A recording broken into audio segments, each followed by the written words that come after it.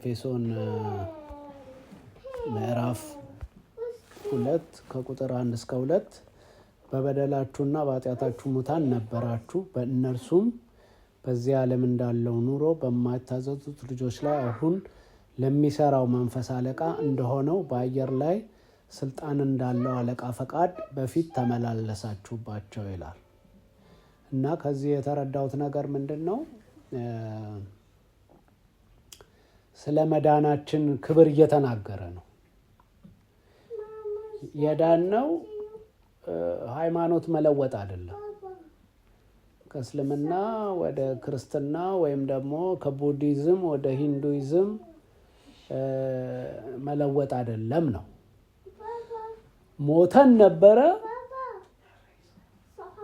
ሕያዋን ሆነን ነው። የሰይጣን ባሪያዎች ነበርን፣ አሁን የእግዚአብሔር ባሪያዎች ሆነን ነው። ጨለማ ነበርን፣ አሁን ብርሃን ሆነን ነው። ምክንያቱም ሲጀመር የመጀመሪያው የሰው ልጅ ጥያቄ የሃይማኖት ጥያቄ አይደለም።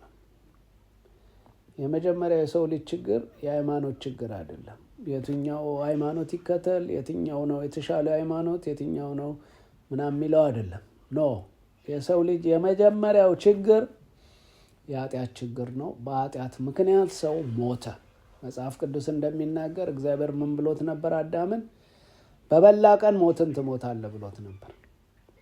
የእግዚአብሔር አገልጋይ ነበረ፣ የእግዚአብሔር ባሪያ ነበረ፣ የእግዚአብሔር ልጅ ነበረ፣ በእግዚአብሔር ፈቃድ የሚመላለስ ነበረ። ነገር ግን በወደቀ ጊዜና በሰይጣን በተታለለ ጊዜ ምንድን ነው የሆነው? ኮምፕሊትሊ ከእግዚአብሔር ነው የወጣው። ለሰይጣን የስ ሲል አውቶማቲካሊ ለእግዚአብሔር ኖ አለ። ሰይጣንን ሲታዘዝ እግዚአብሔር ላይ አመፀ። ስለዚህ የአመፃና የመታዘዝ ጉዳይ ነው እንጂ ይሄ ሃይማኖት መለወጥ ምናምን አይደለም ነው የሚለው። እንግዲህ የሃይማኖቱን ለውጥ ምናምን አይደለም ኖ። ሃይማኖት በዓለም ላይ ብዙ ሃይማኖቶች አሉ፣ ግን ሃይማኖት አይደለም። ክርስቶስ የመጣው ከነበሩት ሃይማኖቶች ላይ አንድ ሃይማኖት ለመጨመር አይደለም። ክርስቶስ የመጣው በሞት ውስጥ የነበሩትን ሰዎች ሕይወት ሊሰጥ ነው። የትኛውም ሃይማኖት የሰው ልጆችን የኃጢአት ጥያቄ መልስ ሊመልስ አልቻለም። ለምን? የፈለገ ወርቅ የመሰለ ሃይማኖት ብታመጡ፣ የፈለገ ትእዛዝ ብታመጡ፣ የፈለገ ስርዓት ብታመጡ የሞተውን ሰውዬ ሕያው ማድረግ የሚችል የለም። ሞቷል፣ ሰውየው ሞቷል። በቃ የፈለገ ህግ ብታመጡ፣ በወርቅ የተጻፈ ህግ ብታመጡለት የሞተ ሰው ይታዘዛል? አይታዘዝም። በቃ ሙታን ነበር። በእግዚአብሔር ዘንድ ሙታን ነን። በቃ የመታዘዝ ህይወታችን ለእግዚአብሔር የመኖር ሕያውነታችን ዋናው የህይወታችን ክፍል ሞቶ ነበር። ስለዚህ ለእግዚአብሔር መታዘዝ አንችልም። ማን ነበር ግን የሚጠቀመው? ሰይጣን ነበር። አሁን እዚህ ጋር ሲናገር ቁጥር 2 ላይም ተመሳሳዩን ነገር ይናገራል። ማለት ቁጥር 2 ላይ በእነዚህም ልጆች መካከል እኛ ሁላችን የስጋችንና የልቦናችን ፈቃድ እያደረግን ይላል። ላይ የማንን ፈቃድ አለ? የሰይጣንን ፈቃድ አለ። ታች ምን አለ? የልቦናችንን ፈቃድ። የሰይጣን ፈቃድና የልቦናችን ፈቃድ አንድ ነው ማለት መካከለኛ የሚባል ሰው የለም። አንዳንዱ ሰው እኔ ሃይማኖተኛም አይደለሁም ሰይጣንን አላመልክም ይላል። ሃይማኖተኛ አይደለሁም ወይም ደግሞ እግዚአብሔርን አላመልክም ስትል አውቶማቲካሊ ሰይጣን እያመለክ ነው። ወደድክም ጠላም ይጠቀምብሃል። መንፈሳዊ ነው፣ ልዕለ ተፈጥሯዊ ነው፣ ሱፐርናቹራል ነው ሰይጣን ነው። ስለዚህ ምን አለ? እንኳን አጋንንት የወጣበትን ሰው ይህን ሰው እያስተምሩት ካለበለዛ አለ ሰይጣን የወጣው ሰይጣን ተመልሶ ይመጣል። ለምን? ባዶ ሊሆን አይችልም።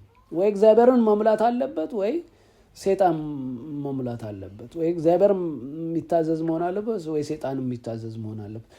እኔ እንትን ነኝ፣ እኔ ገለልተኛ ነኝ። ኖ ገለልተኛ በመንፈሳዊ ዓለም ገለልተኛ የሚባል ወይ ከኛ ወገን ነው ወይ ከጠላት ወገን ነው። ገባ? እና ምንድነው ብዙ ጊዜ ይመስለናል እኛ አሁን በቃ ይሄ የሰው ሐሳብ ነው እንላለን። የሰው ሐሳብ እውነት ነው፣ የሰው ሐሳብ የሚባል አለ። የሰይጣን ግን ሐሳብ ነው። ጴጥሮስ ምንድነው ያለው? ኢየሱስ ወደ ኢየሩሳሌም የሰው ልጅ ይሄዳል መከራ ይቀበላል ሲል ጌታ ሆይ አይሆንብህ አለ አይደል? የሰው ሐሳብ ነው አይደል? ግን ከጀርባው ያለው ግን የማን ነው? የሰይጣን ሐሳብ ነው። ለዛ ነው ኢየሱስ አየውና አንተ ሰይጣን አለው። ለምንድን ነው? የሰው ሐሳብ ይመስላል ግን የሰይጣን ሐሳብ ነው። የእግዚአብሔር ሐሳብ ያልሆነው ነገር ሁሉ የሰይጣን ሐሳብ ነው። ወደድንም ጠላንም ሊመስለን ይችላል፣ ላይመስለን ይችላል። ለዛ ነው በያዕቆብ ላይ ስለ እግዚአብሔር ጥበብና ስለ ሰይጣን ጥበብ ወይም የእግዚአብሔር ስላልሆነው ጥበብ ሲናገር ያዕቆብ ምዕራፍ 3 ላይ ይሄ የሰይጣን ጥበብ፣ የሰው ጥበብ፣ የምድር ጥበብን አንድ ላይ ያደርገዋል። አንድ ናቸው፣ የተለያዩ አይደሉም። ያዕቆብ ምዕራፍ 3 ላይ ስለ ጥበብ ይናገራል። ምንድነው የሚለው? ከእናንተ ጥበበኛና አስተዋይ ማን ነው? በመልካም አኗኗሩ ስራውን በጥበብ የዋህነት ያሳይልና፣ ነገር ግን መራራ ቅንዓት፣ አድመኝነት በልባችሁ ቢኖርባችሁ አትመኩ፣ በእውነትም ላይ አትዋሹ አለ። ቅንዓት፣ አድመኝነት ምንድን ነው? መራራነት የሰው ነው አይደለ? የሰው ነው የሚመስለን።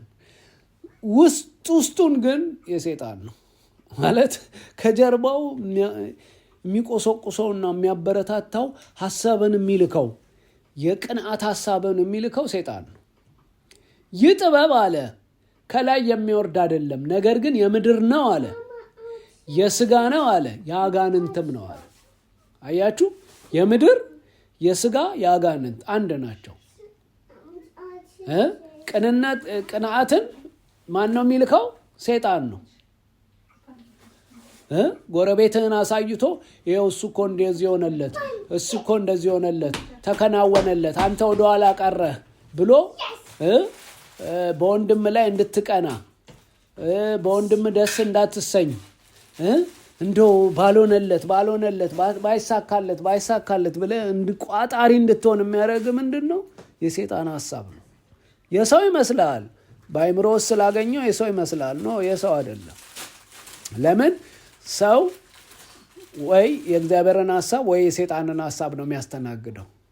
የሁለቱም ሐሳብ የሚባል የለም፣ ወይም ከሁለቱም ገለልተኛ የሚባል የለም። እና እዚህ ጋር የምንመለከተው በጣም በግልጽ ምንድን ነው የሚለው?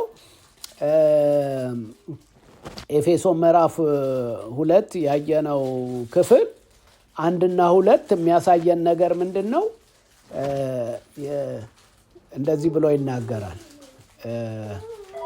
በበደላችሁና በኃጢአታችሁ ሙታን ነበራችሁ፣